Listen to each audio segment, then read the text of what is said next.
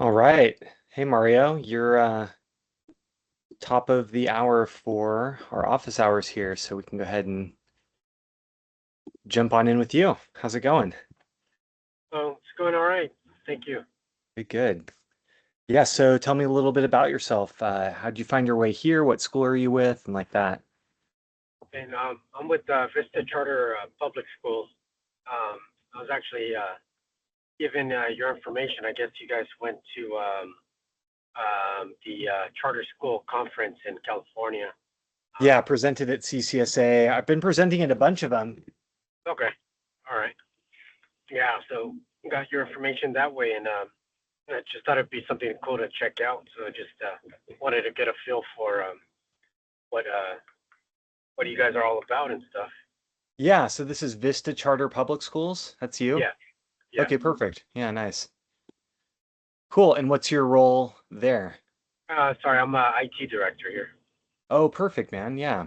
Well, I think you'll find a lot of this stuff really interesting then, because I mean, this is something I wouldn't have said even 2 weeks ago, but you know, we've kind of we've had developers that have been doing what they've been doing for decades, and it's become obvious now that they're not writing a single line of code anymore. It's all in this category of like AI assisted development. And let Johnny in here. And so I don't know how you're like, it'd be interesting to hear how you're thinking about that, how you're approaching that, and then I can say a little bit about how we're going after it.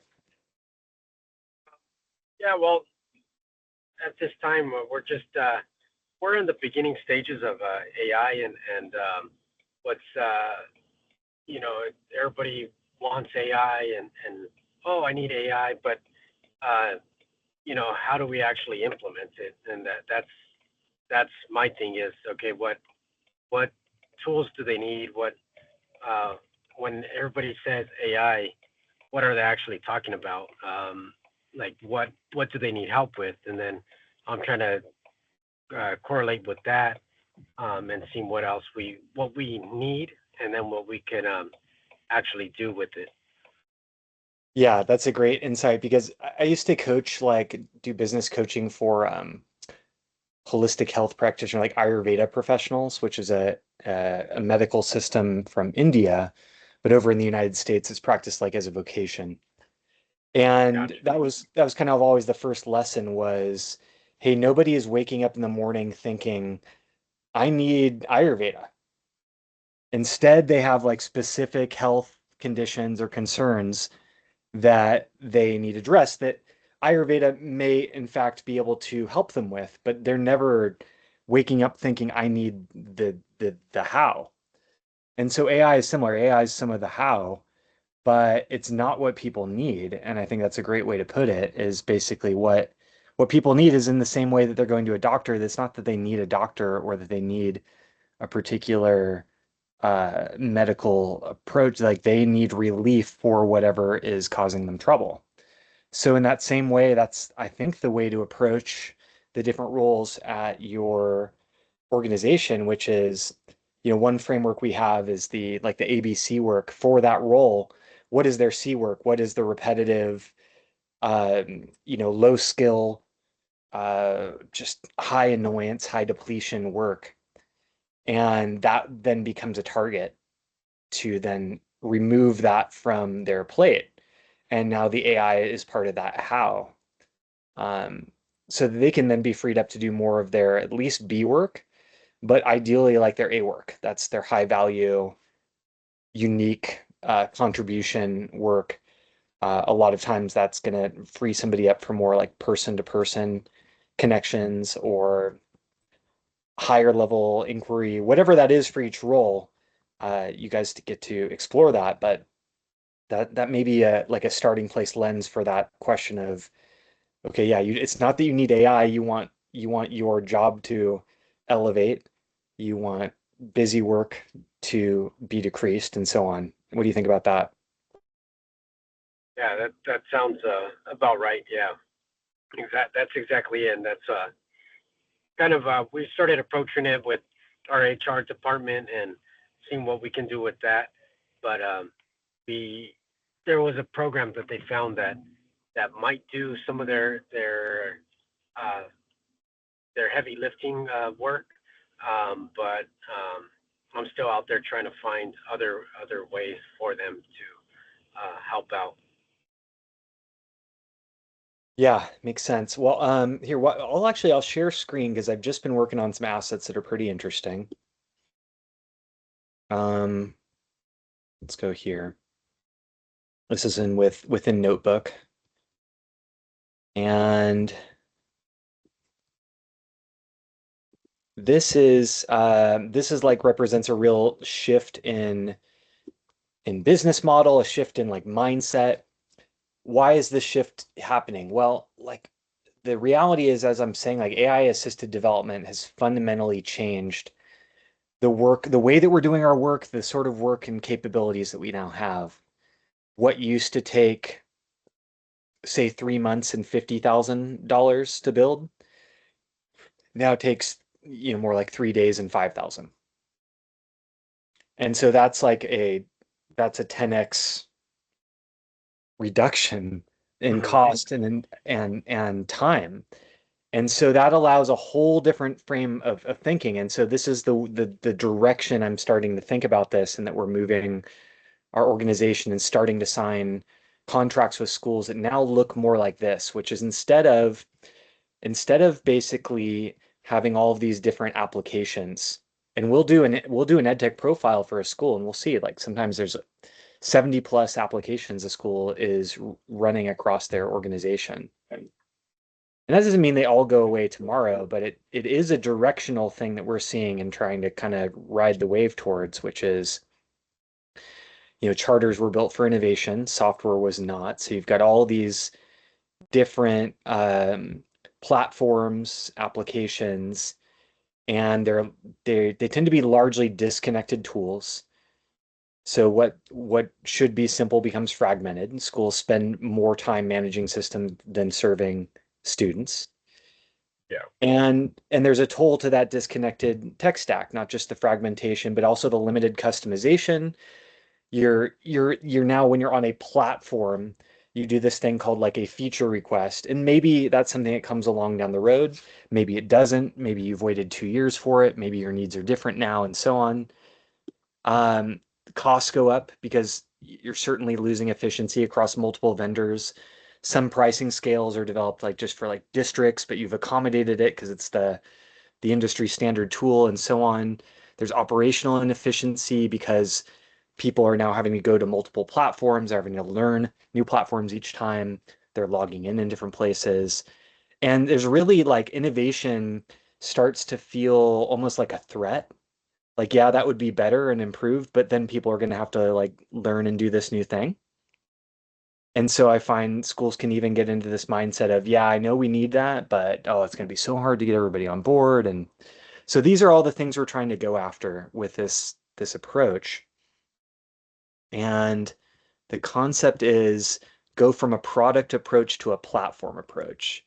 So we can now create just give a united platform hosting environment, and then build custom applications within that environment now very quickly, entirely customized, and and then able to be indefinitely modified, adapted, improved according to the need of the moment, as things are unfolding, as new regulatory requirements demand changes to the features, and so on.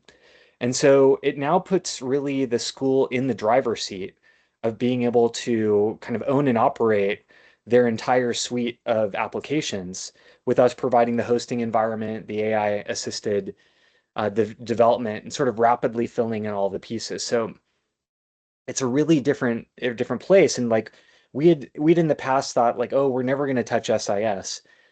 But now in the last 2 weeks, we're like, of course we can do SIS. Like there's nothing that's out of bounds now. It's all fast. It's all, no matter how complex it is, it's like fast to delivery. And so is that is the rapid, change that we're going through, and the way that we're shifting to meet the moment. So you've got then this architecture where you've got a platform hosting environment, and then you're slotting your applications into it. But now they're all natively modular. They're all under the same security stack. It's all unified login, and you can just keep on adding in pieces as you need them. And each of those pieces, because it's not a product, because it's just a custom application within that, is like, oh, we need to move this here, or we need to add this feature to it now. Great. It's all now just a matter of communicating it.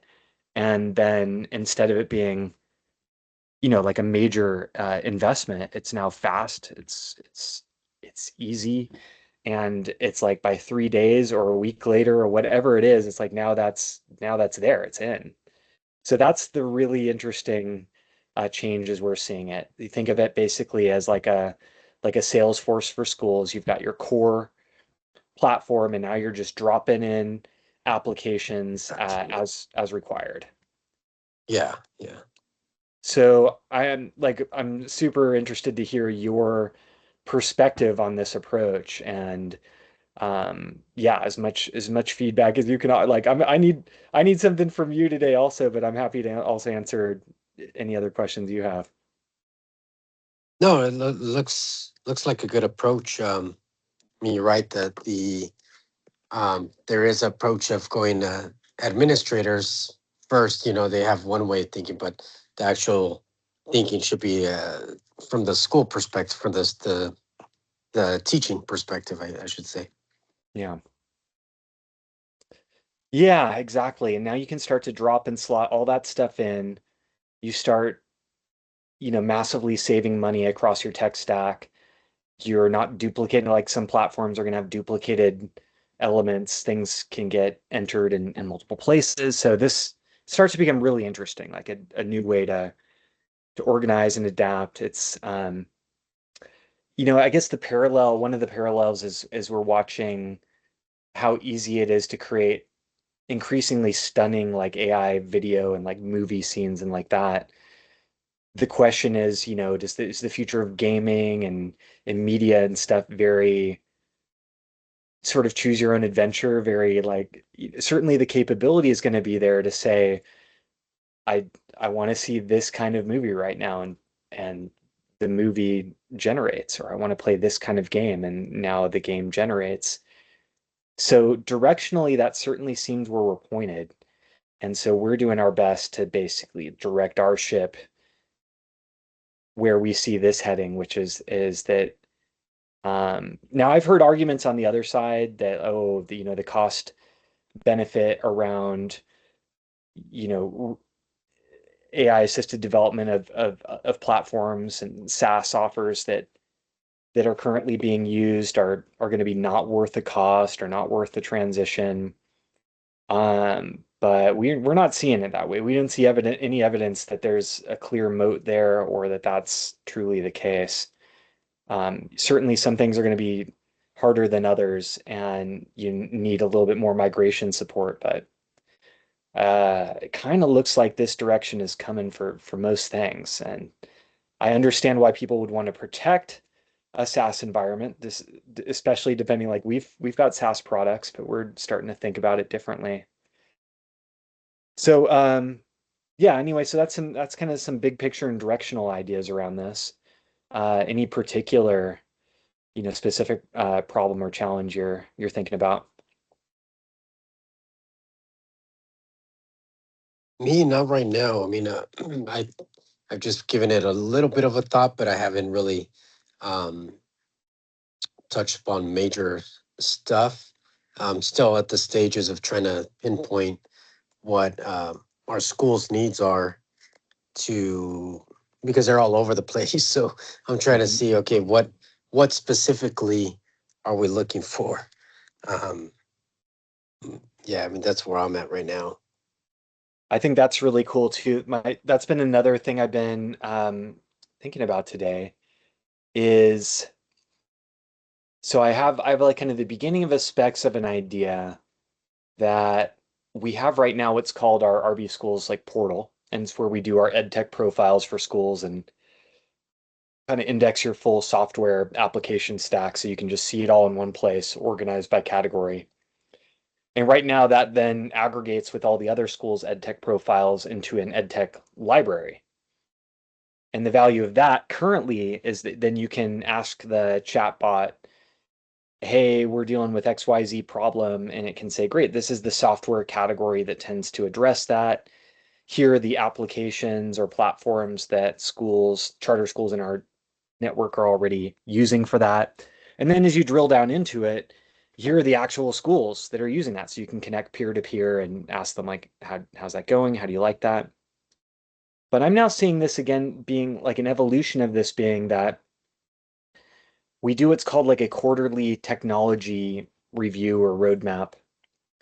And what if then we make this much more intelligent, interactive, kind of a top of funnel activity as well, where let's say it's you, Mario, come to the interface and you've just got a series of intake that kind of takes you through like core tech questions, uh, productivity questions that would relate to, your software stack outside of your core software and core hardware needs, and then into your into like marketing intake, and then into your broader kind of network intake, how you're connected to other organizations and associations. Because we have product services approaches to each four of those domains. So it'd be like this intake that could be done for free, and then your goals and priorities would be there as well. So you would still need that first step that you're talking about, which is a general survey of the team and the landscape at your school around, hey, what are our needs and what are the ranking of priorities of these? But then those, as well as all of your sort of existing intake questions, could go into this interface. And then on the backside, it kind of like rate and rank, where are you at with your core tech and where are some of the potential vulnerabilities and like high priorities there, just in terms of in that case like security and data protection and so on, but also mixed with what have you stated are your big goals, priorities, and needs. And then same for the productivity domain, and same for the marketing domain, and same for the networking domain within your own school. How effectively do people see and communicate with each other and are able to activate volunteers and activate delegation and all of that. Um, I'm kind of thinking this becomes like a really interesting complement to like an owned interface, because you'd then be able to take that input, plug it in, get the update, and then immediately kind of say like, great, these are the priorities, and then you can work on them in order, and it's something that if you had a developed enough internal team and other resources, you could just use it and run with it and do as much yourself. But obviously, the advantage for us then becomes you're seeing and thinking about more opportunities. And so that all becomes like collaboration possibilities, like places we can build together. Yeah, definitely. I apologize. I have to go take care of some after school stuff, but Oh, good. I'd love to continue this conversation. It does open up my mind to a different way of thinking about things. So I do want to continue this conversation. I just gotta go handle some after school things that we got. I've got Mario Valdivia, right? So Yeah. yeah, I'll send you my calendar. You can just pick any time that works for you. All right. Sounds good. All right. Thanks for Thank you. stopping in, Mario. All Appreciate right. it. Take care. All right. Bye bye. Oh.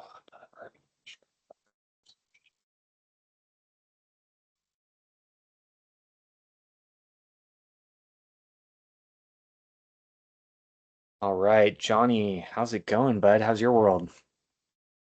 It's a world. It's It's a pretty world. wild right now, right? There's a storm in this world, isn't there? I've described it as this is not a time to seek like grounding or something that you can hold on to or that you can rest in, but it's much more of the energy of like, yeah, it's like a surfer, like catching waves, Swimming riding the back and wave as long as you can, seeing this wave is about to crash, and then like paddling back and hitting the next one. And yeah, that's that innovation, rapid innovation change that we're seeing on the minute to minute. spectrum, you and I mean, Jesus, this stuff's getting better, bigger. You still with Replit?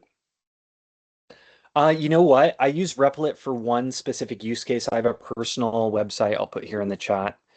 They Uh, are off the charts getting it done, and they've got now Agent 4. I've been communicating with their team, with their CEO for the last month, and my God, this company's just doing that. Now I know there's going to be a lot of other app vibe coder yeah, they're all supporters, really jamming, but yeah, I use it right? right now to manage jacobgriscom.com. It's my personal website where all the different threads in my life kind Good, of converge. good. And what's so cool about that is I've just been able to do, simple but like really creative stuff with it. Mm-hmm. And, it's so different. It's like it's had me rethink even the idea of like, oh, do our CMSs really even a necessary thing now? Or is it better for people simply to be able to type or say like, oh, I need this update to the website, and there it is, it's done. That's me. Yeah, Yeah. that's the vibe. Yeah. So that's that's definitely that personality chase too of what type of person are you, you know, and that's pretty cool. So you have really jumped into this platform thinking. This has been my thinking from since I jumped on board, and I think you're right on it. I Hmm. loved that graphic that you just had. Was like it's almost like a puzzle, open puzzle pieces going in Right. to the big platform. Very good, man. I'm doing pretty well with recognition of what I've got. I'm just being very careful with who I'm doing business with right now and doing business right now. Hmm. But I developed a B2C, a parent student app. It's badass. It's the parent and the student. That's it. And they can connect into Google Classroom, and the parent will see when the kid's on the phone, and the parent can send the kid a nudge like, hey man. And if they strike out, the parent can shut that off. I mean, it's pretty cool. That's just I love that monitoring process, but it just does a lot for the parent and the student, and it then connects into my major platform if Yeah. their district chooses it. But uh, I'm seeing, talking to teachers, I want to share this with you, and I'm pretty sure you're right on it. But Google Classroom is still one that people want to use. Uh-huh. And it's easy to integrate into our real-time data. We do it through the student. Yeah. In public schools, you can't do it through the teacher.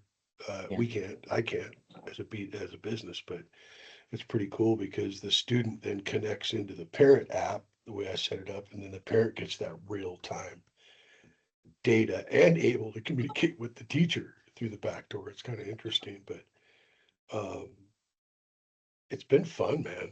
Building Yeah. has been fun, and these Replit live sessions, they've been given one almost every other day during the week. This guy named Manny, and then there's this dude named Raymar. Raymar's got quite the ego. Hmm. Uh, Yes. you know who I'm talking about? No. Oh boy, this guy. I mean, it's his way or the highway. It's funny, but that company's done this, and whoosh, and now they have all these millions of dollars, hundreds of millions of dollars behind them. Uh, I hope they don't get too big for their britches. Yeah. Well, I was living out at network school with Balaji, Srinivasan, and others. And Replit is one of his 1,000+ portfolio companies he's been angel for. And so I Good really move. kind of like Good lean it. move. We're the same age, but he's just been insane with the way he's developed thoughts, ideas, capital, and tech over in his world. He launched USDC stablecoins at Coinbase and Wow. CTO there. And so he's like that intersection of AI, crypto, and then, our very innovative thing we're doing over there with effectively starting new countries. And Wow. the startup, just like we had startup like internet companies in the 90s and then internet currencies after 2008, we now have internet countries in formation. And so, they may start as highly aligned online communities, but then they can become capable of collective action. And so even then, already at the cloud level, if you're capable of collective action within the community, that's already powerful. But then the next step is then it descends to the land. You crowdfund territory. You start actually like living together and or having meetup spots together. So some like usually you'll have like meetups and pop-ups before you'll actually invest in like collective real estate together. Wow. But then after you've got the collective real estate and you've got one node and that population goes up to a certain degree, then you create another node, another node. Now you've got what would be considered like a network archipelago. And Wow. now it's just one Different step kind of away. portfolio. Yeah, and then it's just one step away from just inking deals with other sovereigns and getting your own diplomatic recognition. Well, I'm going to try to help solve some special education problems and not worry about all that other stuff right now. Well, that's kind of the dynamic I'm writing both, where I'm like, Yeah. okay, this is my presentation at CCSA was, all right, we're going to talk about AI for early warning systems for at-risk, students, at-promise youth like that. But I'm going to call that the meat of the presentation. I'm going to wrap it within the bread of a bigger perspective, Yeah. which is all of this is branch problem trimming. This is not addressing the trunk. It's not addressing the roots of what's going on here. And Solving so problems. my answer to the roots of it is what I'm calling network unions, which is like the first step of that Huh. after. And so instead of like basically like the compelling tagline is the future of education is not schools. I agree. The future of education is actually integrated communities where you're solving And all aspects. personalized learning platforms, right? Not even Along that. with that. Not What even do you that, mean? really. It's like basically it's like society, it's like SaaS, right? But now it's society as a service instead of SaaS, software as a service. So we're bringing down the cost of fragmented life and all like the actual cost and the emotional cost and the psychological cost and the relational cost and all of that by using like compart or some system or some other mechanisms of deeply indexing people to find deep alignment around goals, priorities, needs like that. And then you're Sounds building like we need startup. a universal income with this kind of thing. I don't know where that fits in because there is an income element to this where it's that you you're taking care of the like housing layer first. Everybody's like living together in nice space. So now you've taken a mortgage or rent like distributed and you've brought it down through economies of scale. You've brought that cost down. Then you're also taking care of like healthy food and fitness across that. So you're bringing like the food costs down while also bringing health up and bringing in like accountability around fitness and like that. And then learning becomes more of like just a natural human Right. endeavor where people are constantly saying like, what do people need? What are people offering? Here's the collective community calendar.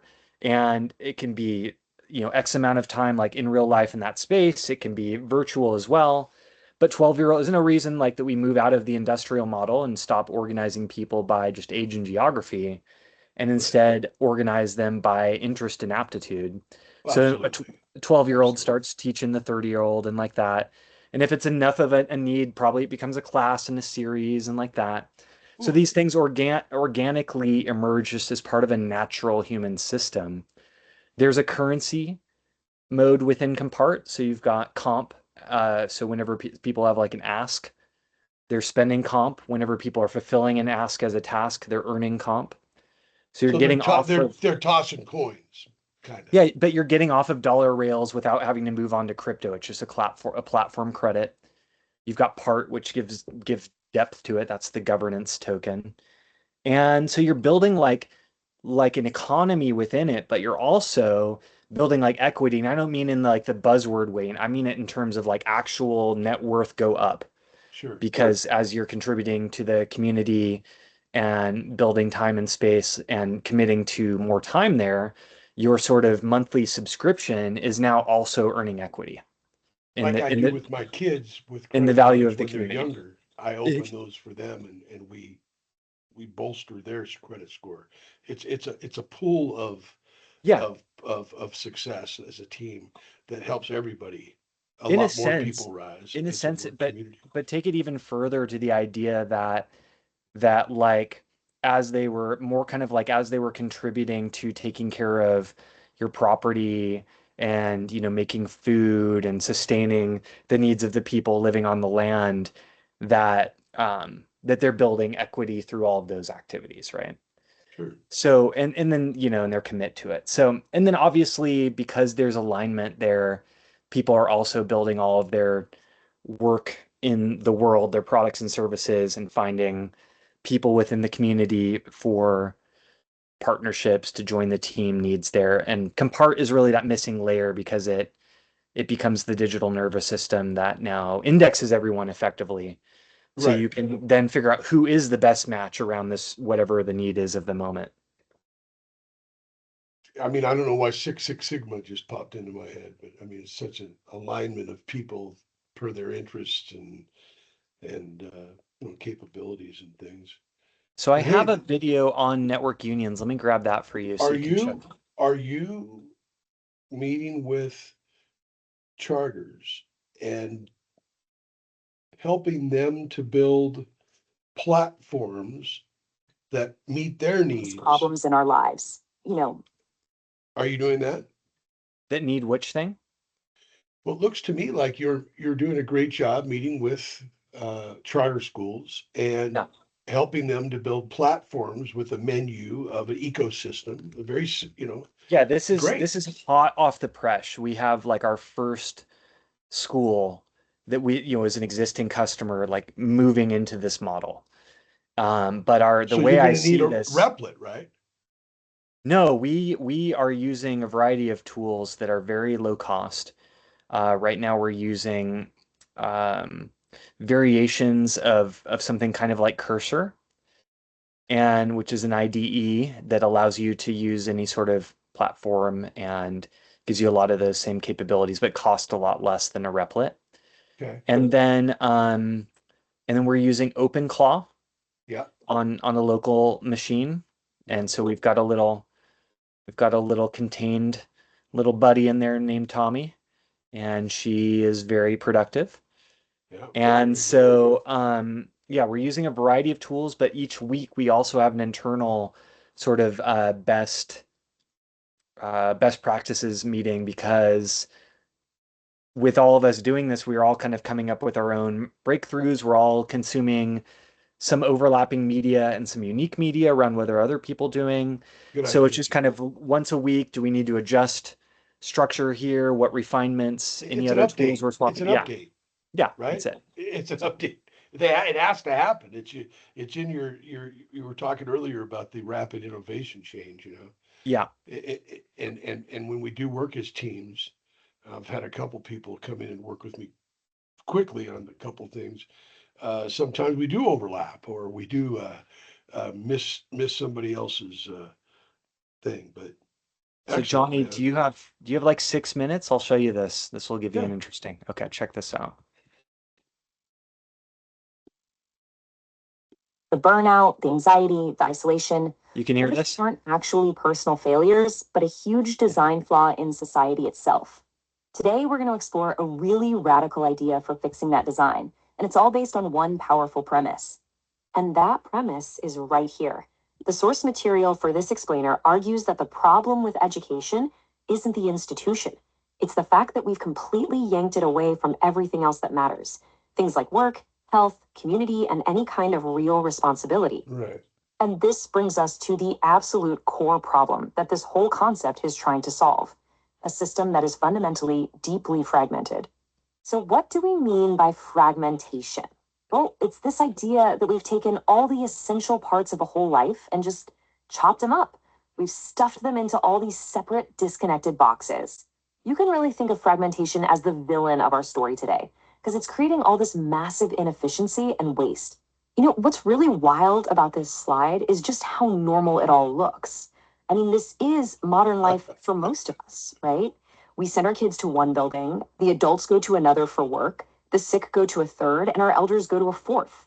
We even separate kids from each other based on just 1 year of age. And the result of all this, a ton of effort, a ton of running around for very, very little compounding benefit. And this fragmented system, it has a cost that goes way, way beyond just money or inefficiency. It's a deeply human one. And this right here is the crucial point. The biggest price we pay for chopping everything up like this is just squandering our own potential at every single stage of our lives. So if you've ever felt anxious or burnt out or just disconnected, the argument here is that it is not a personal flaw. It's actually the predictable outcome of a badly designed system. The problem isn't you, it's the fragmentation itself. All right, so if fragmentation is the villain, then who's the hero of our story? Well, the solution being proposed is this new model for society called the network union. So a network union is the direct antidote to fragmentation. I want you to imagine a community that's designed from the ground up to work like a single integrated operating system, one that weaves all those separate threads of life, housing, health, work, and learning back into one cohesive whole. And this shift in mindset is absolutely fundamental. See, instead of buying life a la carte, paying for a separate school, a separate gym, an office, a community, you just participate in a sustainable system. Education is no longer some separate service you consume. It becomes something you do just by participating in the life of the community. So what does this actually look like for people on the ground? Let's take a look at a really powerful before and after comparison for every single age group. Okay, for kids, the transformation is just profound. They shift from a world of passive compliance to one of active agency. In this new model, their natural curiosity isn't squashed, it's channeled into real contributions where they're learning directly from adults who are engaged in real meaningful work. And for teens, the change is just as stark. That abstract pressure to, choose a career with zero real-world context, that gets replaced by tangible apprenticeship pathways. The isolating bubble of just being around other teens gives way to genuine mentorship from a whole range of adults, building real skills for a much more confident transition into adulthood. For adults, the big shift is from burnout to leverage. Think about it. That endless administrative burden of managing a fragmented life is just lifted. Costs are dramatically reduced because of shared infrastructure, and your skills actually start to compound as you mentor others. It all leads to higher output with way, way less stress. And finally, our elders are brought back from the margins and placed right in the center of the community where they belong. Social isolation gets replaced with embedded essential roles as mentors. Their wisdom and experience are no longer written off. They're celebrated as a vital resource, which extends both their vitality and their sense of purpose.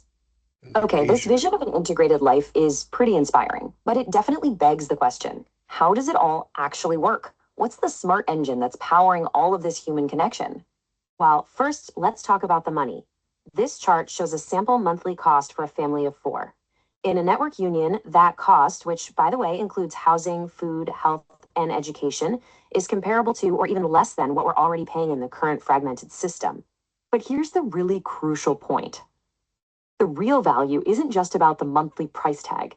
It's about changing your entire life's trajectory. You start to reduce risk, you stop leaking money on inefficiency, and your potential, your skills, your health, your network, it finally starts to compound over time. Now, the technological core behind this is a system called Compart. It has 3 pretty simple layers. First, it indexes everything. Who knows what? Who needs what? Second, it's a coordination layer, connecting the right people to the right projects. And third, it builds reputation based on contribution. And that last part is a total game changer. It shifts value from credentials, what you say you can do, to reputation, which is what the community knows you can do. And this is just the perfect metaphor for it. Compart is literally the community's nervous system. It's constantly sensing needs and resources and then routing information to trigger learning and work and collaboration exactly when and where it's needed most. So let's just pull back for a second and look at the big picture here. This slide really summarizes the entire argument. We move from a fragmented, isolating society that's obsessed with credentials to an integrated community that values real capability and is built on a foundation of genuine belonging.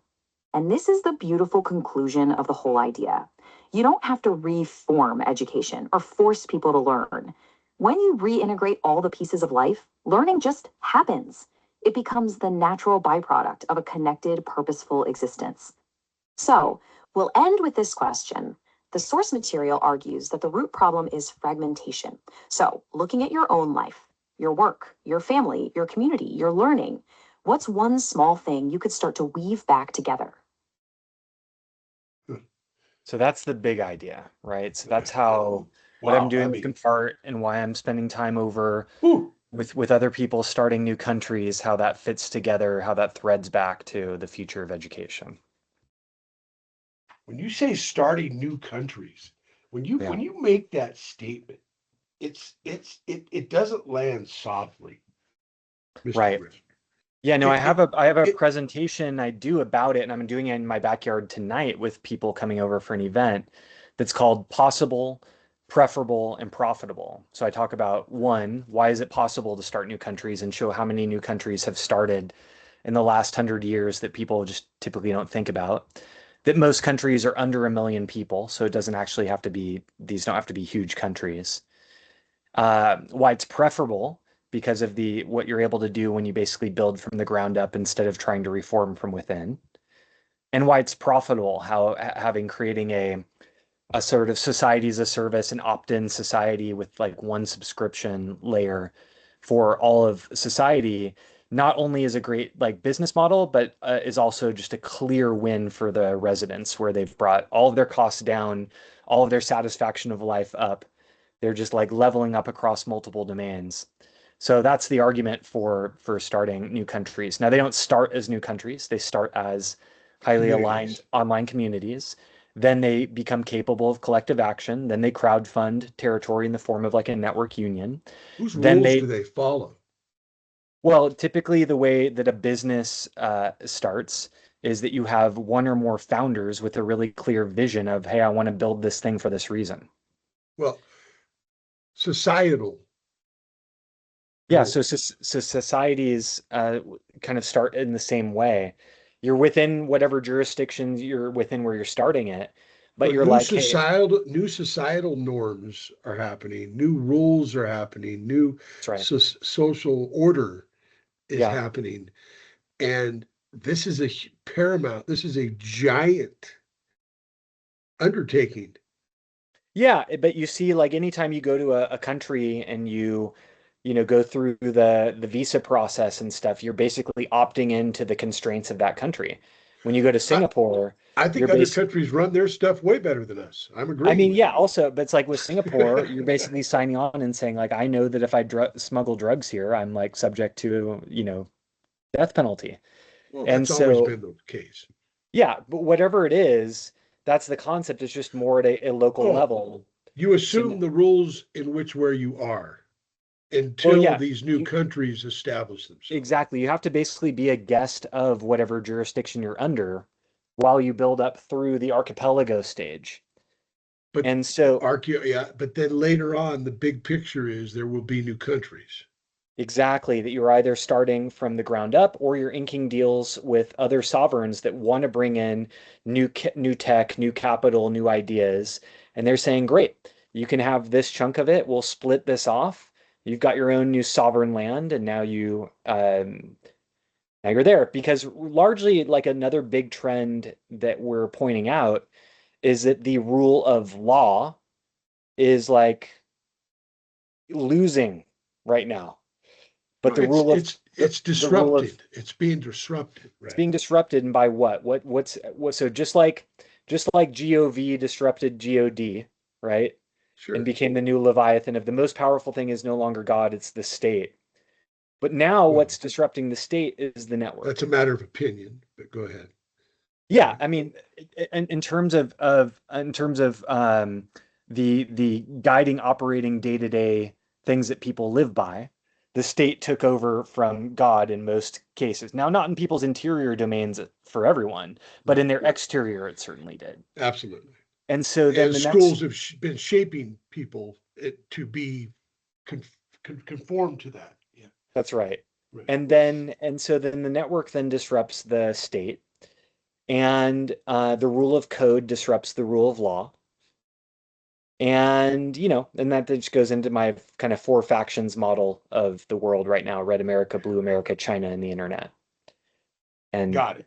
I was yeah, just going to go, and then you're going to have to get into the realm of breaking down the walls of politics, yeah, and that is phenomenal undertaking. It's definitely a needed yeah. And one. it's not that bad if people are not too deeply installed with tribal software, they can kind of come with me and elevate and look at the whole chessboard, and they can just see how red has attack vectors against blue, blue has attack vectors against red, Yeah. blue and China have attacked vectors and alliances, or It's a did. simple concept if you're brilliant like you and I. It's it's the yeah. If you're But basically if you're if you're human, if you're like tired of the shouting and the shooting and you'd like to opt out of that getting worse, this is a possible direction for yeah. you. Yeah. Hey man, let's pivot a minute back to Yeah. some school stuff because revenue is very important. Um,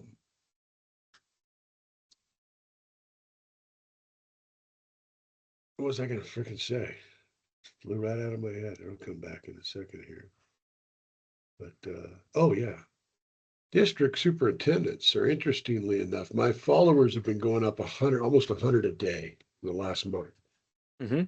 and on LinkedIn. And Followers on LinkedIn up 100 per day. How's that happening? I'm putting some content out. I've been blowing up super. I've been going after in network when I connect. I only connect with a certain number on a certain title. I don't connect with people I don't need to connect with right now. I connect with focus in on people that are gonna make schedule meetings with me. Mm-hmm. And my posts, if you I don't know if you've been busy, I know that, but my posts have been very good and have been stuff that people want to follow, I guess. But what I'm saying is superintendents I'm seeing are really with this AI thing in public schools, because I'm focused on that right now. But superintendents in public schools are focused on the DIY. They're focused on doing this themselves right now. A Mm-hmm. lot of them, because that's Yeah. what they're talking about at these conventions. Not this subscription sprawl where you have one from here, magic, all these different things. They want ecosystems. Okay. But ecosystems don't need to cost $30 a month per kid. Ecosystems need to now cost them 200 grand a year for a tech person Mm-hmm. that does PD and build the department. And man, the shift is quick because for a minute it was like, yeah, all these, let's go learn all these different platforms that are out there attacking special ed to help with that workflow and with to add to their efficiency and to their student-centered thinking and compliance stuff. They were going after it, buying goal book and different things. But now districts are going, wait a minute, and they're starting to create positions for these EdTech people. Yeah. So that's kind of a reason I've got a couple districts we're in process of just about beginning a major pilot with the whole platform. And they're right here where I live, which is really cool. Nice. And it says a lot about me because I get out and Where are talk you to again? people. I'm down by Palm Springs in Beaumont. Oh yeah, that's right. Perfect. And I was up in Sacramento. Yeah. But and I've been going back and forth because I'm talking to Twin Rivers and I'm talking to Roseville Elementary District and stuff too. But I want to make sure that my onboarding goes smooth like it did at Fontana, and I've changed a lot of things in the thing. But here's what I'm saying. My dialogue with them isn't anymore, hey, it's going to be per student. It's a pretty hefty licensing fee for me to come and integrate and help them behind their firewall. Yeah. And a lot of the districts are liking to say, well, I just bought EDIA and all these other things, a math one, a reading, reading theory, all these things. And I just bought them. Can't I use them anymore? And my answer has been, yeah, absolutely. Yeah. But I'm having a hard time is getting these companies to understand that we got to share our APIs because they're not going to just buy a whole bunch of different apps. They can't. Yeah. Well, that's why the model I'm saying. They can't do that. Yeah. And districts are saying to me, some are going, you know what? Maybe next year, that's a great platform, Johnny. My God, can you come and help our teachers with PD? But we don't have the money right now. Maybe next year. That's how they work. Mm-hmm. And then with this jackass, and I don't like government, but with the way that money is going crazy with what funding they're getting, what they're not getting, and then how districts are juggling how they want to spend stuff still. It's a clusterfuck. Yeah, It's I'm looking at an $18 billion deficit for the state. I'm yeah, looking at increasing incompetence and polarity, and I'm basically telling charters, I was like, I wouldn't operate with the assumption that any funding is certain for right, any period of time. right. And so that's why I'm like, basically, let's do all the band-aid, let's do efficient band-aid work around your existing constraints and model. But it's really important that you start thinking about building this other parallel new model concurrently so that you've got like an exit. You've got something you can move over to that's going to be outside of state constraints and is going to let you to operate under like a private school or whatever within your community. But it's going to be funding is going to be, done by the community internally rather than, what could largely be just seen as like the sort of the heroin supply of OPM of other people's money And that eventually is going to be taken away.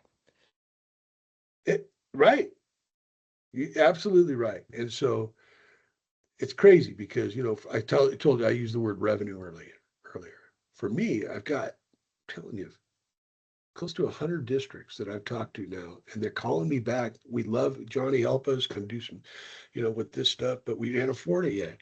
Yeah. And my dad was the superintendent, and I know how that shit works. And he was a politician in education. I know how that shit works. And it's really a problem because they last year and the year before started getting these feeds like Magic School and these different other ones that are coming in, Power School up there by you, and all these different platforms, and they're almost strapped with them too, with these companies, some of them. And so the revenue piece though for me has been almost in a consulting business. Yeah. Yeah, that's how I'm kind of saying as well. Like a lot of like, okay, the tools are there, but what's not theirs is like people's mindset and the bridges. And so as much as our partnership is around development, it's also around being a bridge to like you suspect or you've heard or you have some inkling of the possibilities that are there and you're over here. And so now we'll play this connecting role And they of want helping you sort of onboard at the the whole Monty, psychological. Yeah. Jacob, they want the whole Monty from me. I mean, Yeah. the platform you saw last time is 300% better. Yeah. I've been just, and Replic's just going crazy with good shit. Yeah. But they want the full Monty, but they don't understand the token. They don't understand the cost. They don't understand the proprietary shit. They don't, but they want it badly. Well, can we scan? This one superintendent says, how much would it cost to scan 200 IEPs? I said, it's not a part of my program. Mhm. You can't just pick that out of the hat. So I did shut that down, by the way, on another, I gave you an email earlier. I gave you my new website. Peruse it when you got time, but Cool. let's get iepanalyzer.com out of there. I shut that down and it's plp-education.com. I can update Just, that right now on solutions, plpeducation.com. it's plp-education.com. Yeah. But yeah, a lot of great,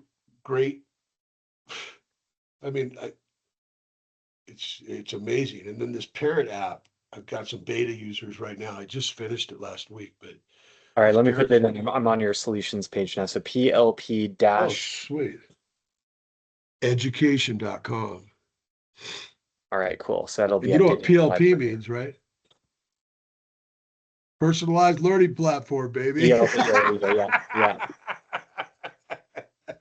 No, Johnny, we're not moving to that. What? Yeah, we are. Yeah. No, I think within like the best performing school in the country right now are the alpha schools. No doubt. 2 hours of AI personalized learning to speed run Cheers to K-12 her. I love education. that place. And, and kids that love school so much they've opted out of summer break Like that's all awesome metrics. I think that's great. I think that's like doing the very best within, and they're private. That one is. I don't know how the Arizona public charter version of it is going yet, the Unbound Academy.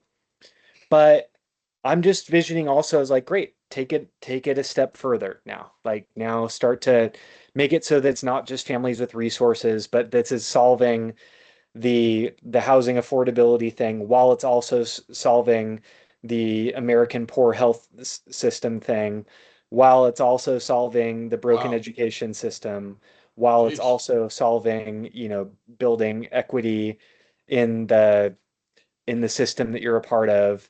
So, which is all upstream of, the political insanity that happens down at the base that we're like experiencing now. Wow. Wow. Did you get did this thought come to you when you were in Asia? In March 2020, right at COVID lockdown, I wrote a Oh, piece about it was on the inflection. I'll share the link that tells the story.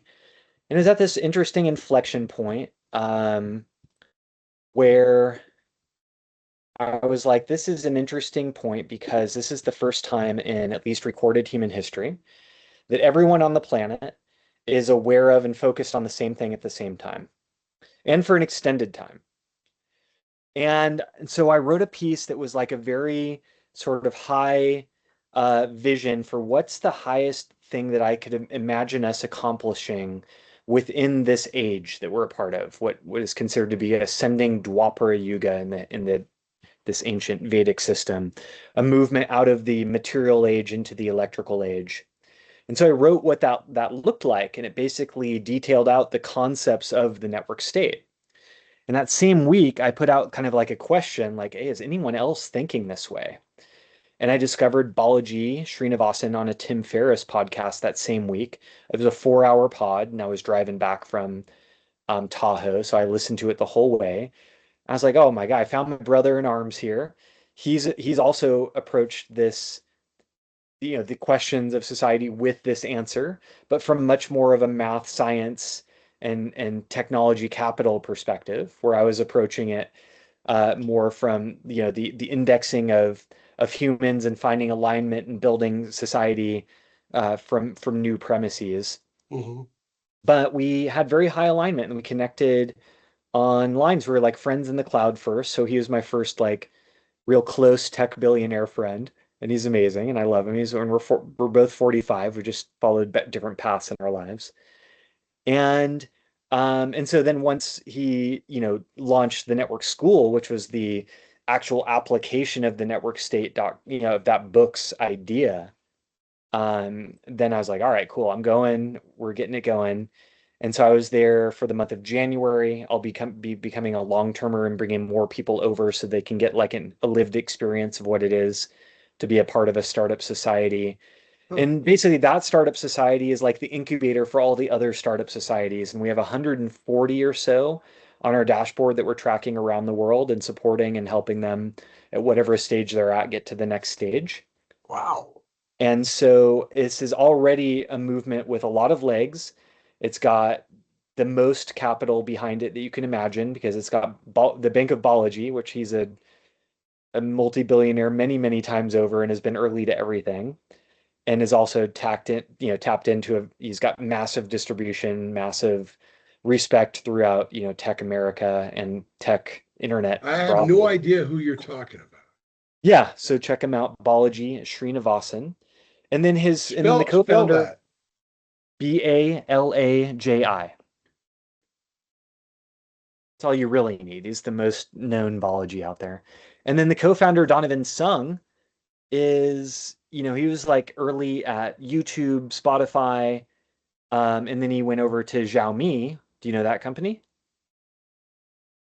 They are the second largest manufacturer of smartphones in China.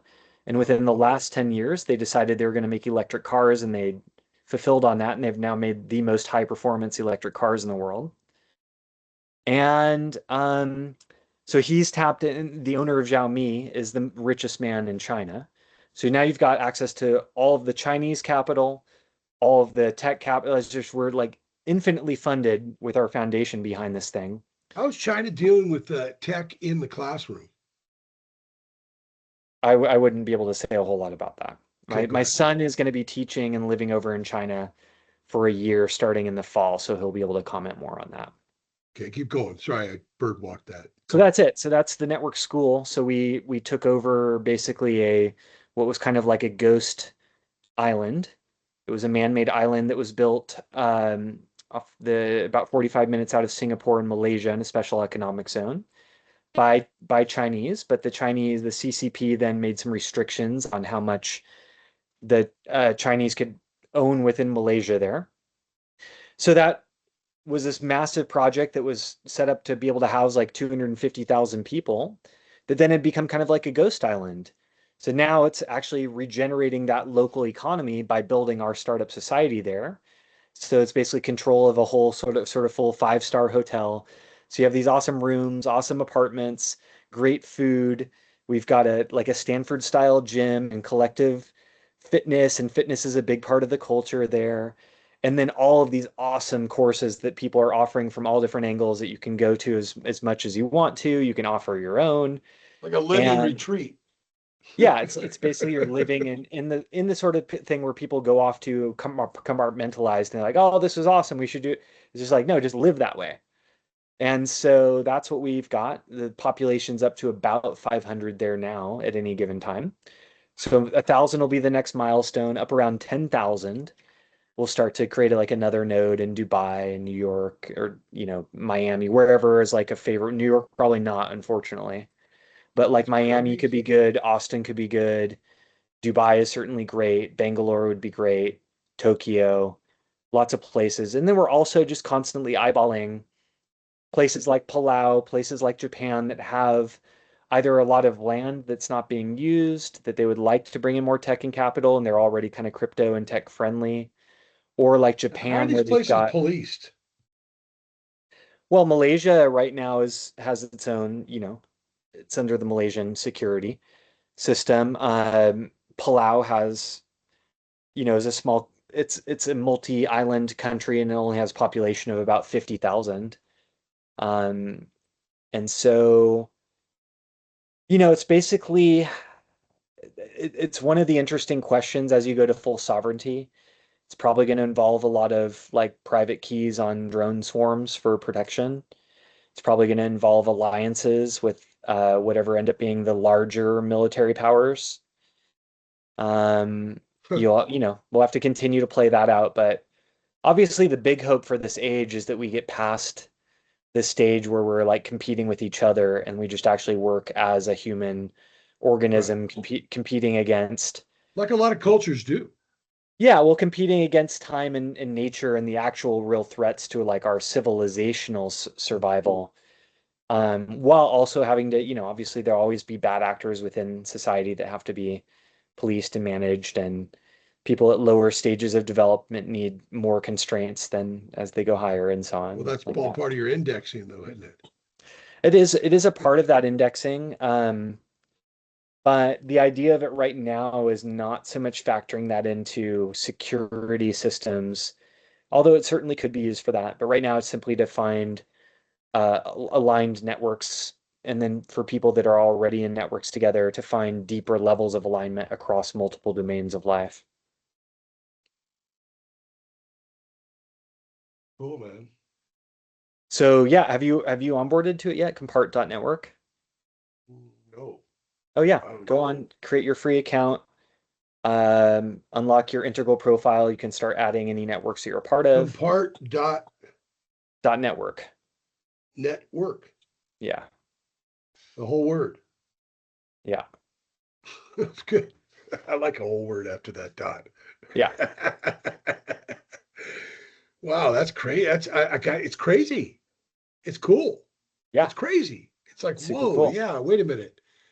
Yeah, that could happen. Yeah, that should happen. But how are we going to get over that and this? And that's what's in my head right now.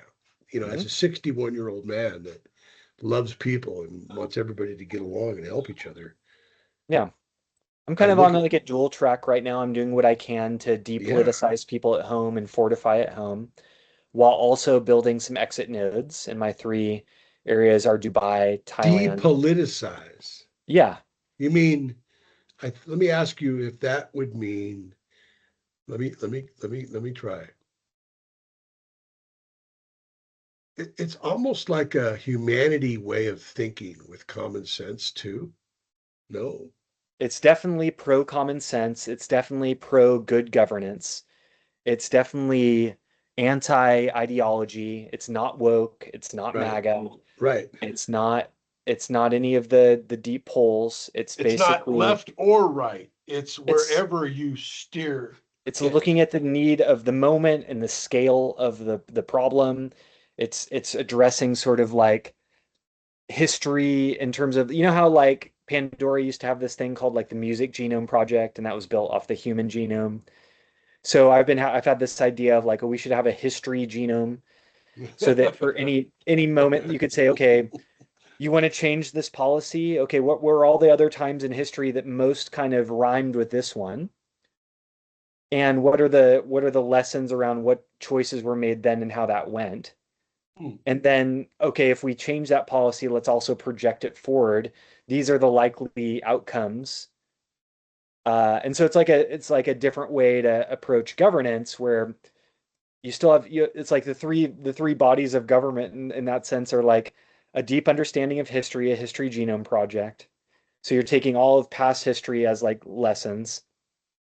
Then then you've got like the present moment, which is people that want to affect policy. Well, they should at least demonstrate that they have competence in the policy that they want to affect. They don't get to just be randos. Right. And then as they suggest a policy change, they're using it with very deep AI forecasting that these are the likely outcomes of that policy change across these domains. Is that what you meant to do? So those become the new checks and balances in a way. Jesus. Wow, man. Now, obviously, like you don't run that at the level of empire as your starting place, but you could certainly pilot cool stuff like that at the level of network unions, startup societies, and so on. Well, that's how they'll, and with the advent of digital currency, this is definitely in the shape of where it's going.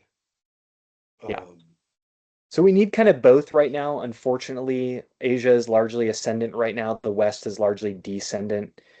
And the shouting and the shooting is going to get worse. And so, obviously, like being in big blue cities are like the worst places to be right now. So the general immigration patterns within the states are like people are moving from blue run cities to more rural areas like where I am and smaller towns, and they're bringing like portable income with them. And then they're net moving out of blue run states into red states right now. hey, So that's all describe we, portable income. well, in other words, they don't have to be in their city to do their work. They can work remote. Okay, portable So income. they're basically like trading in a very high cost of living to a lower cost of living, a more relaxed lifestyle, but bringing their income with them for now in different Can forms. I That's ask you a personal question, man? of course, I'm all How about do you those. make money? Well, I basically think of money at this point as like it's a way to blast through obstacles to things that we want to create. But roughly, I look for opportunities to create value and support other people's initiatives. And there's always plenty of money. And then I I don't also manage understand it. that. I didn't, And, totally disconnected from that. Please and go back and explain that to me. and there's also then very really interesting ways to manage money, which is No, yeah, yeah. I used to follow like more of a diversified, like have like an equities basket and bonds and commodities and then crypto but now I'm basically just between a little bit of fiat and then stable coins and a crypto portfolio and a rebalancing within that. Wow. And I do crypto sovereignty setups for people as well. So I help them learn how to safely come into the crypto environment, how to make good entries, how to keep the balance stack as I see it within crypto, and then how to rebalance according to, because there's so much volatility. That's almost like a And stock market thinking type of person. well, yeah, I mean, I think of like trends as Right. all of those charts all have the same, they all have technical analysis and they all have fundamental analysis. Right. Right. So Right. whether you're looking at the rise of Right. woke terminology in newspapers and stuff as a chart, and saying Bullish. like, yeah, and saying like, okay, did it hit peak, and is it now on its dead cat bounce, and like that kind of thing. So you can look Hike. at things through like a very data-driven Huh. technical analysis lens, or you can look through a fundamental analysis and narratives and who are the incentives and players on the board, and both of those are useful. Um, so yeah, I've always got lots of different avenues and ways to go. Obviously, I'm an owner at R&B, and I also take a salary and I take distributions from our company here. Um, but I'm always doing things. But now it's not like I'm past a place where I feel really like ever worried about money. Like my home itself, I keep my cost of living. This is the hideaway at my place. Cool. It's a tiny house, and then the two main units of my house I rent out to ones with loft. So even my home property is like cash flowing instead of a liability. And like that, it's kind of like playing. It's like one of the games that can be played in life is the money game, Interesting. How and you old are you, just Jake? I'm 45. 45. Yeah, That's and I've got fascinating. two grown boys now, 20 and 23. That's fantastic. And that's a great stage of life Yeah, for you and them. You know, yeah, you release them and then they do. They right. go. Yeah, My son, who's now 22, yeah. was a baseball prodigy and was a recruit for Pepperdine. He was, as you know, our kids were in the COVID era. Hmm. He stopped playing baseball for about a year and a half. He got big. We had a Yeah, gym in the house, yeah, strong. yeah, And then he came to me and said, Dad, I'm not going to make money playing baseball. I want to be a lineman. yeah. So now he's just finishing his apprenticeship in Portland as a power lineman, one of the most dangerous damn jobs I've ever seen in my life. But Yeah, shit. Well, my but my younger became a professional cliff jumper, and he yeah, they did monetizes it. I social. So mean, that's they're great, right? yeah. We had to release them from, I don't know how you reared your kids, but I mean, club My baseball. philosophy, my philosophy of parenting was basically that there's like a boomerang of life, and so when you first go out on that boomerang, the whole goal is like be bold, be confident, like really pursue life. And so the main objective of a parent is that their kids not like get stunted, not be avoiding life, that they feel bold and that they be encouraged to go after whatever calls out to them.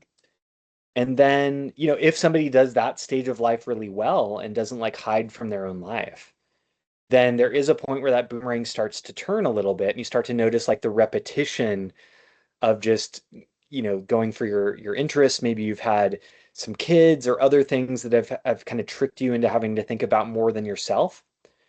And you start to learn that like a certain joy of life really comes from expanding your identity to include others and bigger systems and help to like raise the whole thing up. And then at some point you may like turn that bend enough that you actually are interested in truly coming home, like to the inner light and sound and vibration. And you realize all of this is just like a play of light and vibration, and it doesn't actually matter, but you can actually begin to rest the weight of your life on the thing that gives you life, and Right. where peace happens and like that. So it's kind of like an integrated understanding of how life flows and moves. So then as a parent, what's the role? It's like, well, they're at this going out phase, help them just really go for it and feel that, anything that they're interested in, like it's cool, explore it, check it out, see what it can do for you, what it can't. Get Not it really done. put like an Enjoy it. agenda on them. Yeah. Put Enjoy out it. Ask them questions. I certainly help them like understand my understanding around blame and how blame is a real loser approach to life. So even when they were young and coming to me and like he did Such a this or he did wasted that. thought, isn't it? Yeah, I would just be like always like, okay, cool. What was your part in it? Right. And so like there were some things like that my basic understanding is the most valuable thing a parent can do for their children is increase the level of their own consciousness, because everyone that surrounds them is going to be the beneficiary of that. Nice place in the community. Tough spot in the inner city. But yeah, I think it's you made a comment earlier that it's going to get worse and things are going to get thicker. Clouds are going to get darker. Well, because there is no United States anymore. There's just the disunited tribes of North America. And the Isn't that only thing crazy really, how that, I agree. yeah, the only thing really holding red and blue together right now is the dollar, and that's under strain. It's under, there's 175 trillion in debt and obligations. And the interest on that debt is now the greatest line item on the budget. And so, it's not like the American empire is getting stronger. It's rolling back right now. It's sort Right. of reasserting itself along sort of the Western axis. And so you look at all that stuff together, and why would you be bullish on this thing? Now you can still love this thing called America, but that means different things to blue and red. Like red is roughly more the nation, and blue is roughly more the state of America. And Right. and so then you're kind of like, all right, well, obviously this like migrate like this people voting with their feet and moving to the states that better fit them is going to continue to happen. But like right now, it's sometimes they'll say like, oh, it's a country, not an economic zone. But this is like the different, like we're the opposite of that. It's like an economic zone, not a country anymore. And so, if that dollar really takes some severe hits, or people get really scared If it does, around, it if and is. when the game that we're playing with the stock market and the Fed starts to fall apart, and people get really scared, that's when I think like that's that tipping point where the shouting and shooting gets worse, and people are going to want to have fortified, thought through communities that they've really invested in at home, and that they can preserve to some degree, and or exits that they've been building elsewhere. And who knows, sometimes you think you've got lots of time and you don't have as much time as you do. So Mm-mm. I'm treating all of this as sort of a pay attention, while also sort of building in multiple domains at once, doing what good I can to help people certainly get out of the coarsest elements right now, which are the deep tribal affinities and the deep blame games, just like the I have no pure time for the it. pure loser perspectives I is just, just it's like, yeah. so, but you know what, man? You must feel like a recluse because there's so much of it. It's just everywhere. But But what it is there are I'm people that so don't want to deal with I'm so clear I'm playing a better game than all of that, that I feel I'm also, by like personal nature, I've always like had the defect of being a little bit of like a superior sort of person. And so I always I'm looking for the better game to play. So then when people are coming and playing like T-ball, I'm like, dude, you level up, or just like, you know, go do that if you that's really the game you want to play. Otherwise, like, here's a route it's going to be more fun for you. It's going to be better for you. You're going it. to make more Master, you're money. saying master things, promote people to be masters at things, right? Just, or even like, just even like that much, come up that even that much above above this Above very the like crutch that you're about using. ground level non-player character existence, No and then crutches. Do new it thing yourself. new things open up. So Right. yeah. So Right. people Right. That's a that good way of thinking. aren't interested in like the chessboard, we might not have as much to do with each other, but this community here and the things that I build are all about, flying a certain flag. And if people want to come sniff it out, or want to really come join it, then those doors are open. Well,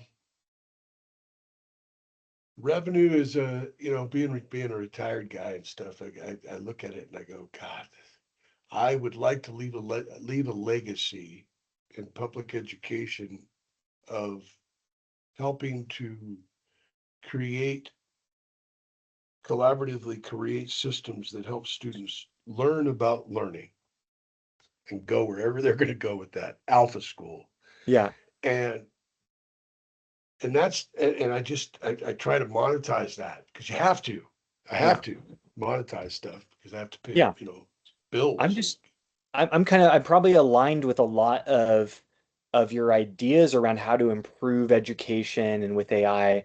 Where I'm not kind of aligned for the long term is that I don't want public education to get better. I want it to end. But Jacob, don't get me wrong. I said education, but you have to get because Exactly. more of the people are where? In Yeah. public education. Yeah. And and it's not gonna public education isn't gonna get better. It's gonna continue to dismantle. That's why in my Yeah. on my Exactly. logo, you see a tidal wave crushing the school. Yeah, And that's a great visual of that. and Exactly. and, and that's what's happening. And it's not and Daryl, our my guy that you've met, I hope you've met, yeah, you've met Daryl Yeah. Brown. He's And we hung out. um Daryl in the perspective of it's already destroyed. Yeah, And I we're mean, you just putting just look at fires the out and chart. chasing tails to get the money out of the big pool of a paycheck. The chart looks basically the same as the homeless industrial complex chart, which is Exactly. the more money spent on it, the more homelessness. Yeah. And or in other words, if you were to say how effective has this been, it's like, well, it's increased money with less like worsening results. And then it's the same thing with public education, increased spend, worsening outcomes. And Same so same chart. it's like, yeah, Milton Friedman gave just a really great fundamental psychological approach to money. And he's like, if you are spending your own money, then you care about the cost and you care about the quality. If you're spending somebody else's money on yourself, now you don't care about the cost, you only care about the quality. If you are spending your money on somebody else, you care about the cost, but not as much about the quality. And if you're spending other people's money on other people, you care neither about the cost nor the quality. And that's public education, that last one. That's all public spending. Right. That's all of it. Right. Not just education. Right. Absolutely. So, I mean, we started this experiment. In fact, my family was here. The Griscom line came over in the 1600s before this was even quite the country yet. My 8 generations back aunt was Elizabeth Griscom, who married Henry Ross and became Betsy Ross and was the senior designer for our first What? flag. And so we have a very deeply like American line, the Wow. Griscoms. And but it's so clear that like things took big deviations from the initial concept of the role of the federal government and the role of states and like that over time. And now we're kind of 250 years after this. We can kind of like say like, all right, well, that was a good run, a 250-year deal where like the peak of American empire was after Bretton Woods in the 50s, and it's been down in the right since then. And it's been a really good run. And these things have these cycles. They have beginnings, they have middles, they have ends, they have peaks. And so it's basically just kind of marking it to market, calling it as it is, and then doing like riding the wave for what comes next as sort of optimistically, productively, human centrically as we can. When did you move to Nevada City, Grass Valley? I've been here since like 94. I went to high school here, but it's been the last 2 years that I've been spending increasing amounts of time over in Asia and now Dubai as well, and then coming back home and like that. I finished building my house here and then I started You excursioning. do not need to go to Dubai for a little bit right now. Not right now, but I am still I got a bank account open there, which was important. And Well, then that's uh okay, but just don't take your American butt over there right now. It's not smart. yeah, we'll let this sort of little Yeah. thing Well, resolve itself. I right. think it should be a quick resolution, but we'll see. Because there's so many well-run countries in that area that really just want to level up that whole region. And and so hopefully it's like an Iran onboarding more than it is a long prolonged, spiral down. We'll see. But yeah, Dubai's awesome, very well run. I was very impressed. And yeah, you can get apartments there. You get a visa there. That's a nice exit point. Thailand is awesome for more of like the family friends eco village style thing in the north would be really cool there. Right? And Wow. then, long-termer at network school in the special economic zone, there's an apartment waiting for me there all the time now too. So And that's that these five are, star hotel kind of thing. yeah, it's gorgeous. It's awesome. And it's like so Sounds great. great. It's I'm going to look insane. into this. That's And it's like covered in lush vegetation everywhere. It's called Forest City. so you don't have to go anywhere. What about the healthcare? Well, healthcare, the way I think of it is people use that term, but really the proper term is for our system right now is disease management, where all the incentives are built around people being sick and staying sick. What if you And break your freaking arm or something? yeah, right now, if you break your arm, we could call that ambulance care, like the stuff where you don't get to walk around and price shop and make like proactive health decisions. And so that's in an interesting place. Like I've been talking with people and it's like, well, you can either continue to ride the insurance premium thing down the death spiral that it's going down. No, no, no. I moved to network city to Yeah, the network city. right. What does that look like right now? Are you Oh, answering that question? oh, for emergency healthcare, yeah, you Yeah, would yeah, get yeah. it taken care of in Malaysia or Singapore at this point. So you have to go across the water to the Oh, well, hospital. oh, I mean the island is already in Malaysia. It's not like you're not it's connected by traffic routes. It's not like you have to take a boat there or something. Oh, Yeah. okay. Got it. Yeah. I've never been there, so I wouldn't be able to picture it. Yeah. I don't see Um, pictures of this place. no, you should go. You can look it up online, Forest City. It's pretty cool. And then, ns.com, awesome domain for networkschool.com. And then the networkstate.com is the full book is there. Network state. The networkstate.com and then ns.com for network school. But if you consider going out, let me give you my referral link, and then you should come out while I'm going out because I'm bringing like a cohort of people out in September or later in the fall.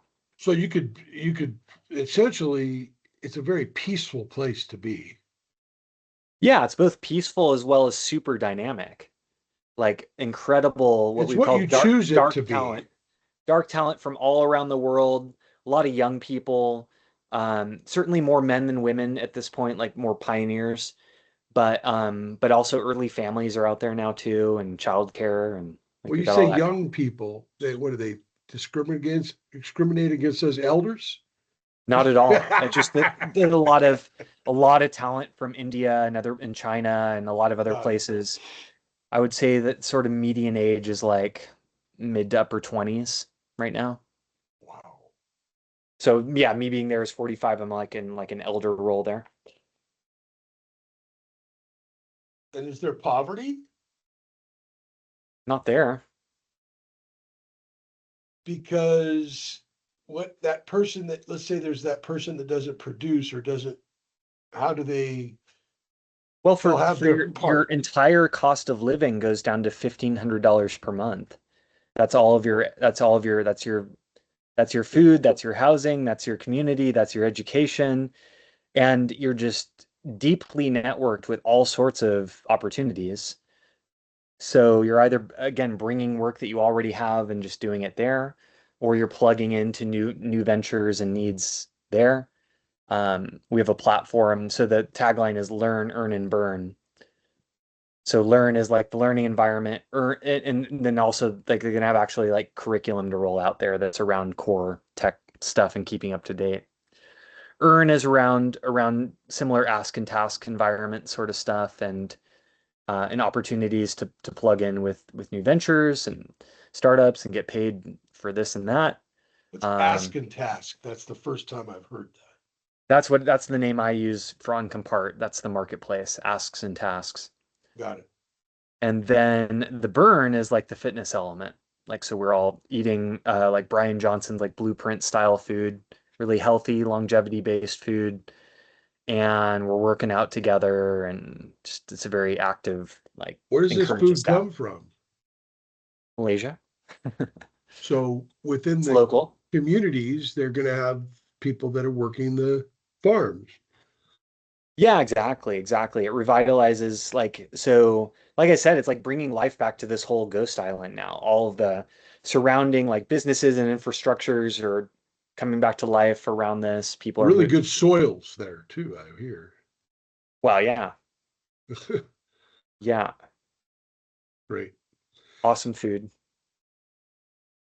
Well, hey, buddy, I mean, maybe another day we'll jump in and Yeah, show you come to some. these whenever you like. I've been I'd doing like this to is the show you second office hours. some of my changes since I built that, and then this B2C deal I'm doing is pretty cool with parents. But man, the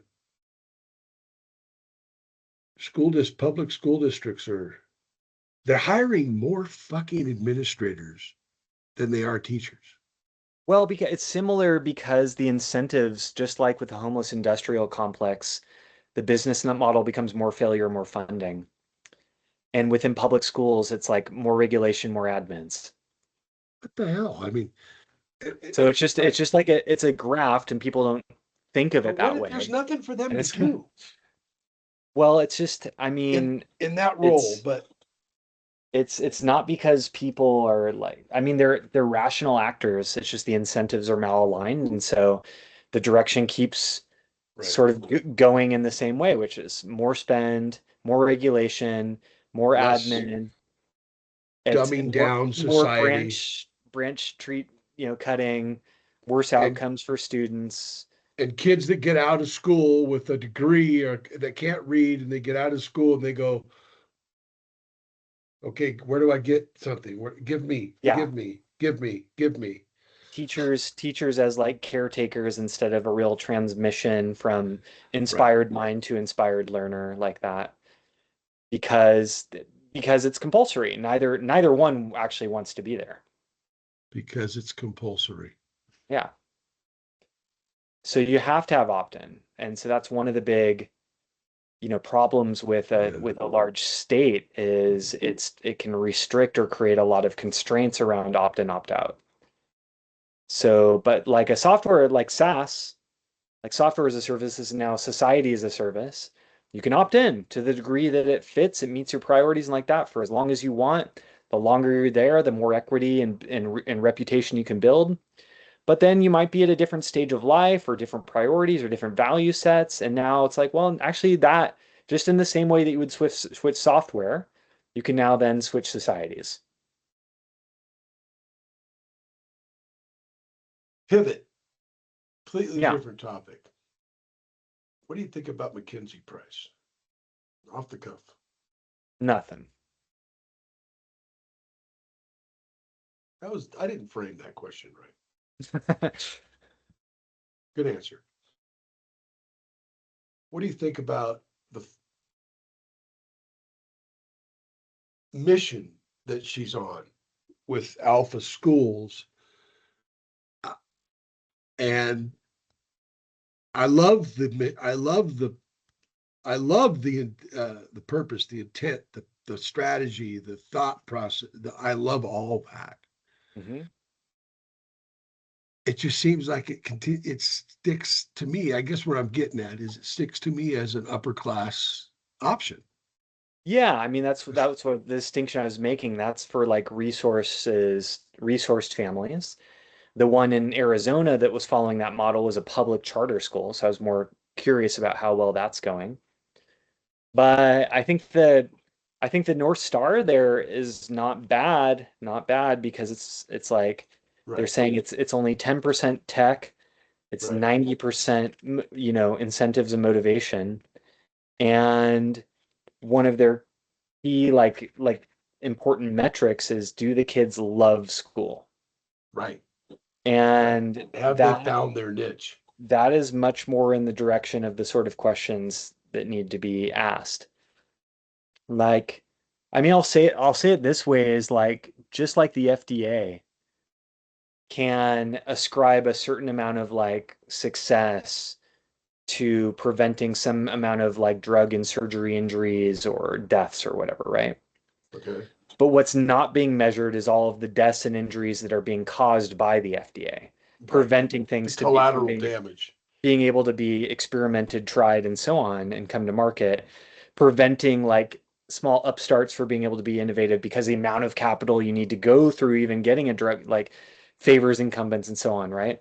So in the same way, like public school system can measure graduation rates, attendance, performance on standards, even as those standards go down over time and so on.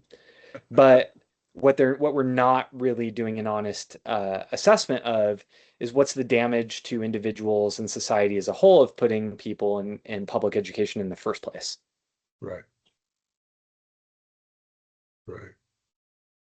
And we may determine, oh, there actually are some like arguably maybe net benefits, but for now, my thesis is no.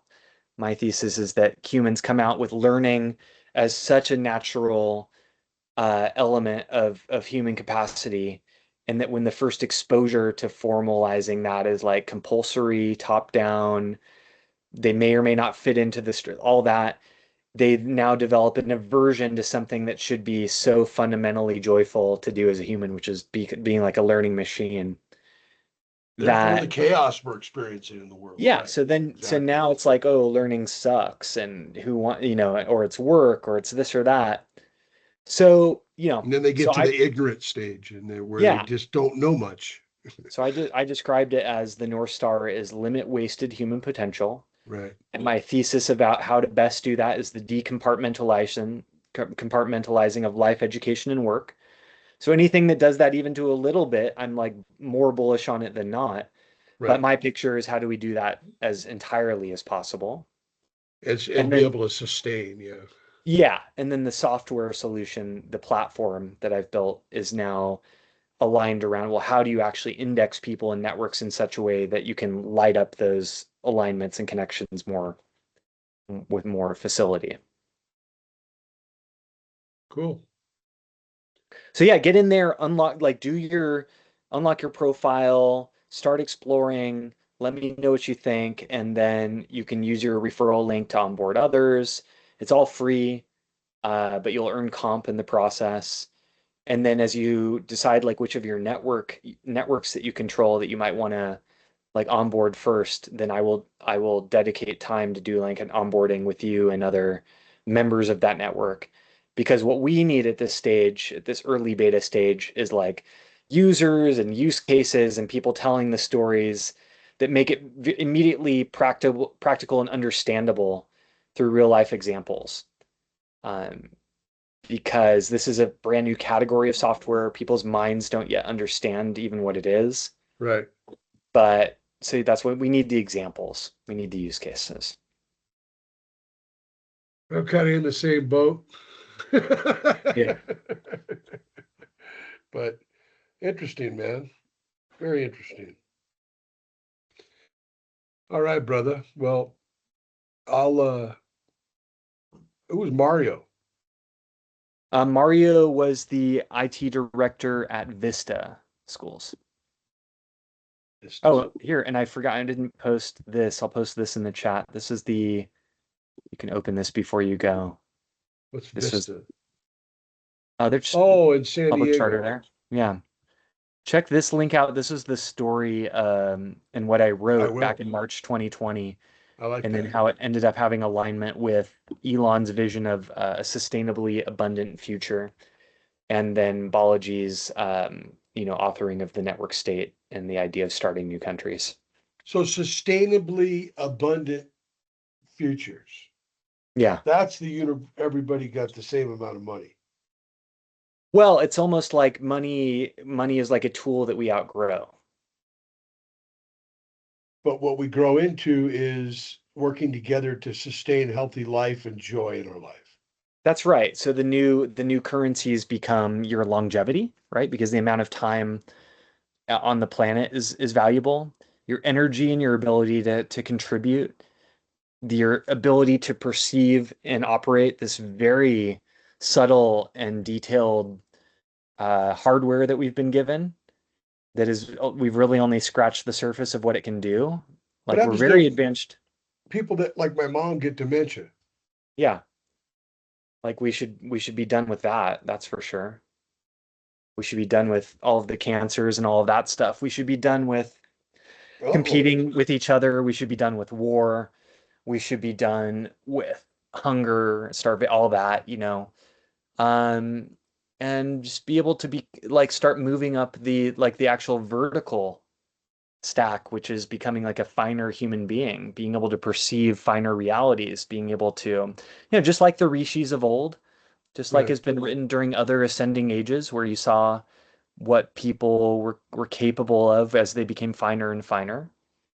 And then, degraded down into through the darker, more material ages. And now we're finding our way, hopefully back up into, like that there's if you look at the cosmology of the yugas, we're basically like servants, we're like puppets to these very large forces that are moving and directing the consciousness of humanity en masse. And at this particular age, it's moving from like material to electrical consciousness. We're still very young, super adolescent. But the possibility for this age is to certainly overcome all of those like material, coarse, dense characteristics and features and be able to operate more as like a Those united human mundane features, human yes. human web, right? Which is much closer to reality. It's not yet understanding like divine magnetism. It's not yet like oneness, but it's ascendant at least, which is very hopeful, is very optimistic. Very true, those last two words. Very hopeful and very optimistic. Yeah. In unison right now. Yeah. Because there's really nowhere else to go if you think Yeah. about it. Yeah. So I'm not feeding the doomer narratives. I'm not feeding the these The left, the right, or anything. You're political feeding, blame narratives. right. It's basically like if you're gonna align with one of these four factions, to me, the one makes the most sense is the internet, which is the builders, the people thinking into the future, the people envisioning and imagining better outcomes for all, like that. Not the ones that think you're gonna do it by wealth seizure and redistribution, not the ones who think that you're going to do it by hyper nationalization and like Right. becoming more insulated. I mean, I understand each of those impulses. I just fundamentally think there's a way better story to You tell. mean you understand how they got to where they are? I understand You they know, got to where they are. I understand where they are right now and the impulses they are. I can understand them inside of myself. I just don't choose to feed describe. those direction because I know those are loser outcomes. Right. But yeah, I understand what you're saying. I'm kind of in that boat too. It's almost, yeah. Oh, cool, man. And then, if you can see that, then it's maybe you have some responsibility to represent that and give people at least an exit when they're ready to like, oh yeah, I have been on this loser track. Maybe I am tired of this. Maybe I could be a part of this other faction that's building positively and creatively. You got to be Uh, careful with that word loser, though. well, loser simply in the sense of individually, do you feel happier and more peace through that direction? Are you uh are you like proactively creating a better future or reality? Are you improving the lives of the people around you? If the answer is no, then like it's loser on all three levels. And Well, but so then when the answer is no, and there's going to be a lot of that, where is the motivation? I know it comes from this inner self, but where there's got to be that support factor of those people that, I guess that's what you were describing earlier is people's skill sets. Then there's those people that are good life coaches that work with these people. And then there are yeah, I mean people that, that's what Compart is designed to do, which right, is to be a piece of this indexing because I know that everybody is bringing some like something to the table. they've developed something along the eight lines of intelligence. They have lines of intelligence developed to different degrees, so it's now just finding out hey, where will you both be like happy and able to contribute something, able to, offer something of value, feels like some meaning and belonging connection through that. And right now, tribes are like are offering that to people. Yeah, be angry, be on this team and be angry at that one. But I'm saying like it's at a very high cost. It's overall That's it's conflicting to the purpose of the tribe, though. yeah, I mean it's exactly. And so these tribes are not like great representations. They're kind of like these strange amalgamations into these large, big, divisive things. As you come down to the more like human level, if you're dealing with like a group of 50 or something like that versus, you know, a billion or 500 million or whatever, then that's trickier. But if you get to smaller subsets and you can get people that are, have enough values, priorities, alignment to start building a community around. Can he get kicked And out? well, I mean, of course, if you don't align with just like if you when you sign on to a software, you agree to certain things that you're not going to do as well. Right. So in And so when this, you sign up for a society as a service, you're saying like, here are the things I'm committed to doing. Here are the well, things who governs that? well, typically that's going to be the role of the founders and however that goes. Like that's how a software goes and that's how Yeah. a society goes. And so, but founder roles as people mature into leadership within an organization, whether that's a company or a society, the direction of that can evolve and change. Um, There's still a every hierarchy then. Yeah, exactly. And you can have voting mechanisms within societies to understand, needs and like that. But, Hmm. typically like that's how your like as your equity increases, your voice increases. So if you've come in Well, and you're only there, that's today though, isn't it? that is that. So you take what works from history and then you innovate on what works and you take out the stuff that doesn't. If you look at education and the like forking we've gone through, we'll take the we'll take the Socratic style exploration of ideas from the Greeks, we'll take the merit from the Romans, we'll take the division of labor from the British, and we'll take the equality from the American system, and then we'll fork and create the next thing.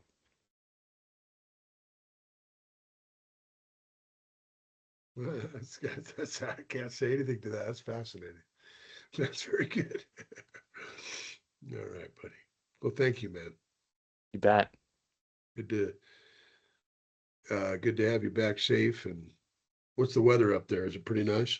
It is gorgeous today, and it's nice because I'm doing this community event in my backyard. I have a site called Good. 246happenings.com, which is like my property and my units, and then just like events that I do at home here. The number two Yeah, it's like my address, 246 happenings. happenings.com. And then, but if you go to jacobgriscom.com, which I plugged in there, and you read that story, that's the site I built to just kind of connect all the threads No that make way, up. bro. Where are you in Grass Valley? I'm right in town. Yeah, you are. Yeah.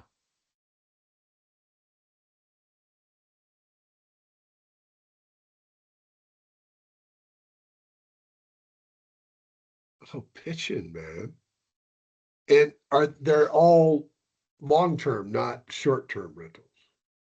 Yeah, I've got two long-term rentals, and then I've got my hideaway, which is my local hub here, and then I've got this beautiful garden and sauna and dipping pond, Tiny which is my house is where you're cold sitting plunge. right now. Yeah, and an outside bathhouse with a garden and stuff. So it's like a real little paradise for me here. And then when I'm away, I'm also in other nice places. I am going to, I think I've already asked you if you knew Jessica Malone. I do know that name. Okay, so she's a musician. Yeah, She aligns with you and I very well, by the way. Um, she's she got, yeah, lives very close to you. I was just at her, she lives in one of those trailer parks. But Jessica Malone, I'm going to connect you to, but Cool. she would love what you're talking about. Awesome. Yeah, I'm adding her as a friend. Wait, Knoxville, Tennessee? That's not her. No, where are you on Facebook? Yeah, there's a Jessica Malone as a music band, soulful folk Americana singer-songwriter. N- No. I'm already following her. She's local. She's a local Jessica Malone. Yes. You're Jessica already Malone, following her? JessicaMaloneMusic.com. Yes. If you message her and Johnie Villani Hmm. and say, I've just got off, with Johnny and to explain what you're doing. If it's open engagement, she's not doing anything. She would love to do that. Yeah. She's a very forward thinking kind of person like you and like we are. And the descriptions you have with not going red, blue and trying to be peaceful with everybody, that's her music. Yeah. Yeah, great person. She's a local there. Good. Oh, Valley. Join my they're all list if you want updates. Cool. what? Yeah. I'll just share you guys on email. Cool. That'd be great. All right, brother. Thanks for playing. Yeah, it's been nice. You're always a breath of intelligent and spiritual air. I like it. Yeah. Thanks. Some new thoughts. Once I get this thing rolling, man, I'll be able to give you guys some more input on what's happening. But Daryl is, Daryl's the charter school coordinator, one of them for LA County, Yeah. and he's sick of it. Yeah, we'll get him on Compart as well. Start to, build because a network can just be like a family or friends circle to start. And just even with a family that quote unquote knows each other, once they're indexed and now a goal becomes the vector, they will discover new ways to connect with each other they hadn't considered before. That's crazy. That's crazy. Well, enjoy your evening thing tonight. Was it at 6 or so? Yeah, it's at 6. So I've got an hour to figure out my projector thing, make sure my dongle's working and all that. And I've got some chili verde ready to share with everybody. Get a big pot of buttered rice going. Did you make it? Yeah. Oh, good. That's fantastic. That's Yeah, good. seared the pork butt this morning and put it in the slow cooker with my green sauce from last year's garden harvest frozen. So I got a lot of that. Oh, I wish I was there just for Yeah. that. Yeah, exactly. All right, Jacob. Well, anytime you are in town, obviously you are very welcome. Yes, thank you very much. Okay, cool. Well, we made it right about to the end, so you were out I'll of there sign when off here. we were there. So That's right. yeah. All right, buddy. All right, talk to you soon. Bye. Okay, and I will sign off now too. It's about 5 to 5 Pacific, so good office hours, great conversations. We'll see who shows up next time.